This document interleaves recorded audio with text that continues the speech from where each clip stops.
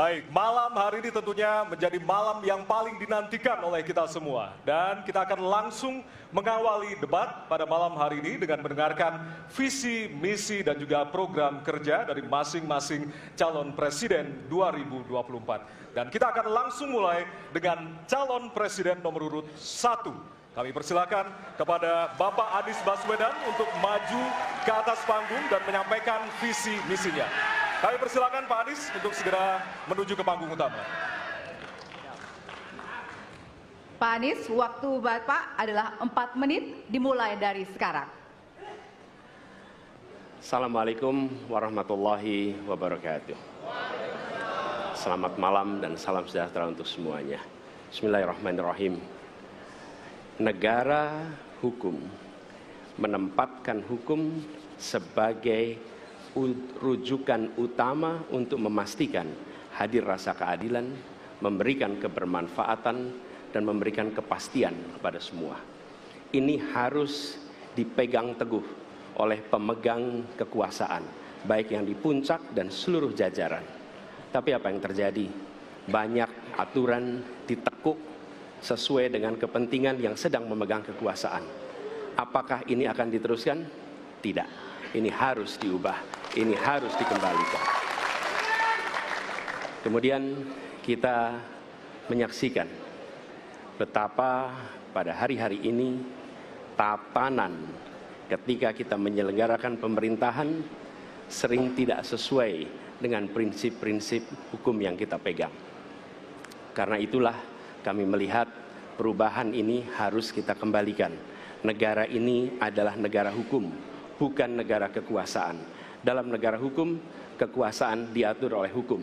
Dalam negara kekuasaan, hukum diatur oleh penguasa. Dan kita tidak menginginkan itu terjadi. Pada saat ini, kalau kita lihat hukum itu harusnya tegak begini. Inilah hukum. Dalam kenyataannya, dia bengkok. Dia tajam ke bawah, dia tumpul ke atas. Dan kondisi ini tidak boleh didiamkan, tidak boleh dibiarkan, dan harus berubah. Karena itu kita mendorong perubahan, mengembalikan hukum menjadi tegak kepada semuanya. Dan bila kita saksikan hari ini ada satu orang milenial bisa menjadi calon wakil presiden. Tetapi ada ribuan milenial, generasi Z yang peduli pada anak-anak bangsa, yang peduli pada mereka yang termarginalkan. Ketika mereka mengungkapkan pendapat, ketika mereka mengkritik pemerintah, justru mereka sering dihadapi dengan kekerasan, dihadapi dengan benturan, dan bahkan gas air mata. Apakah kondisi ini akan dibiarkan? Tidak, kita harus lakukan perubahan. Oleh karena itu, kami memperhatikan ini sebagai hal-hal yang mendasar. Yang tak kalah penting, ini kedua nih, yang tak kalah penting. Kita menyaksikan pada saat ini, ada peristiwa seperti peristiwa Ibu Mega. Ibu Mega Suryani Dewi, seorang ibu rumah tangga yang mengalami kekerasan rumah tangga, lapor pada negara, tidak diperhatikan, dan dia meninggal korban kekerasan. Apakah akan dibiarkan? Tidak, ini harus diubah. Dan tidak kalah penting, hadir bersama saya di sini ayahnya Harun Ar-Rasyid. Harun Ar-Rasyid adalah anak yang meninggal, pendukung Pak Prabowo di Pilpres 2019 yang menuntut keadilan pada saat itu. Protes hasil pemilu. Apa yang terjadi? Dia tewas sampai dengan hari ini tidak ada kejelasan. Apakah ini akan dibiarkan? Tidak, ini harus diubah. Karena itu kami mendedikasikan diri, hadir untuk memberikan komitmen bahwa dari puncak sampai ke bawah, kami akan tegakkan hukum pada siapa saja. Kami kembalikan marwah kehidupan bernegara yang menempatkan hukum sebagai tempat yang paling tinggi. Dan ketentuan itu berlaku kepada semua, termasuk ketika menyangkut urusan ASN, menyangkut urusan TNI dan Polri. Terima kasih. Assalamualaikum warahmatullahi wabarakatuh. Terima kasih, Bapak Anies. Kami persilakan kembali ke tempat. Berikutnya kami persilakan. Harap tenang. Harap tenang. Harap tenang. Harap tenang para pendukung. Harap tenang. Hadirin, kita akan harap lanjutkan tenang. ya. Harap tenang. Kita akan lanjutkan. Kami persilahkan calon presiden nomor urut 2, Bapak Prabowo Subianto, untuk maju ke atas panggung. dan menyampaikan visi dan misi. Baik, para pendukung, Harap para tenang. tenang, kita akan lanjutkan. Baik, silakan. Bismillahirrahmanirrahim. Assalamualaikum warahmatullahi wabarakatuh. Salam sejahtera kita sekalian. Shalom, Om Swastiastu, Namo Buddhaya, salam kebajikan. Terima kasih kesempatan yang diberikan kepada saya untuk menyampaikan visi dan misi. Kami menempatkan hukum, HAM, perbaikan pelayanan pemerintahan, pemberantasan korupsi, perlindungan terhadap semua kelompok di masyarakat sebagai sesuatu yang sangat penting. Karena itu dalam visi misi kita hal-hal ini ditaruh di paling atas. Kita sadar dan saya sadar sejak muda saya telah mengangkat sumpah untuk membela Pancasila dan Undang-Undang Dasar 45. Di dalam Undang-Undang Dasar 45, di situ pendiri-pendiri bangsa kita mendirikan sebuah republik. Republik itu harus didasarkan atas hukum dan kedaulatan rakyat. Itulah perjuangan saya selama ini. Dan saya pertaruhkan nyawa saya, jiwa saya untuk membela demokrasi, hukum dan HAM. Kita paham, kita mengerti masih banyak kekurangan. Tetapi kita harus bersyukur di tengah dunia yang penuh tantangan ketidakpastian, di mana terjadi perang di mana-mana, di mana negara-negara begitu banyak yang terjadi perang saudara, kerusuhan, Indonesia masih aman, Indonesia masih damai, Indonesia masih terkendali, harga-harga masih terkendali, ekonomi untuk rakyat kita masih aman. Karena apa? Karena kepemimpinan. Karena apa? Karena manajemen negara yang berhasil. Saudara-saudara, apakah di tengah 280 juta rakyat masa tidak ada kekurangan?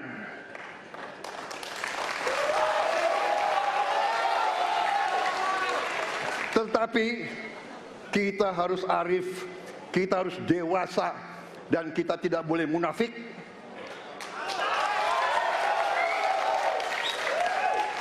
Pemimpin itu ingarso sungtolodo, harus memberi contoh. Saudara-saudara sekalian, Prabowo Gibran, kita akan perbaiki yang harus diperbaiki.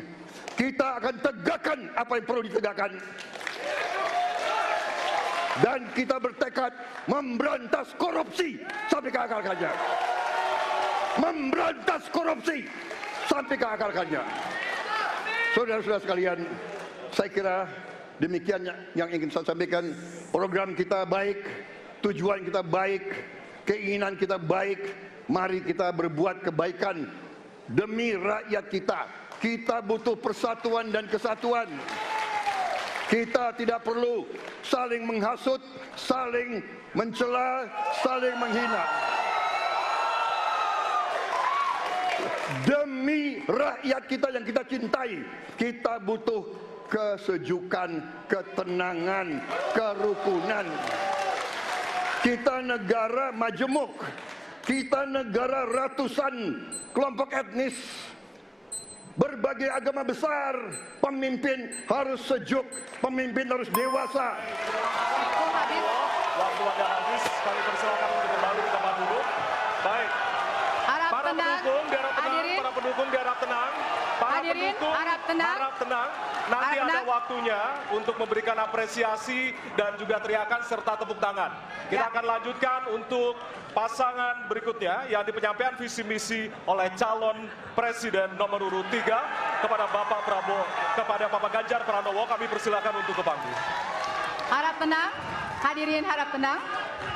Bapak Ganjar, waktunya 4 menit dimulai dari sekarang. Assalamualaikum warahmatullahi wabarakatuh. Selamat malam, salam sejahtera untuk kita semua. Om Swastiastu, Namo Buddhaya, Rahayu. Bapak Ibu yang sangat saya hormati, para hadirin pemirsa debat malam ini yang sangat saya muliakan. Saya dan Pak Mahfud mulai perjalanan pada saat pembukaan kampanye dari ujung timur Indonesia dan barat. Dari Sabang sampai Merauke. Hanya ingin mendengarkan dan ingin melihat secara langsung apa yang disampaikan oleh rakyat, apa yang dirasakan oleh rakyat, sehingga ketika kontestasi 5 tahunan ini berlangsung, harapan itu ada dan masuk dalam pikiran seorang pemimpin, satunya pikiran, perkataan, dan perbuatan. Ini sesuatu yang sungguh penting. Di Merauke kami menemukan pendeta, namanya Pak Leo. Dia harus menolong seorang ibu ingin melahirkan karena tidak adanya fasilitas kesehatan. Dan dia belajar dari YouTube. Sesuatu hak kesehatan yang tidak bisa didapat. Maka kita sampaikan kepada Pendeta Leo, kami akan bangunkan itu dan kami akan kerahkan seluruh Indonesia bahwa satu desa, satu puskesmas atau pustu dengan satu nakes yang ada. Pak Mahfud juga menyampaikan kepada para guru yang ada di Aceh, di Sabang sana. Ada juga guru agama di sana. Kita ingin membangun Indonesia yang hebat dengan SDM yang unggul.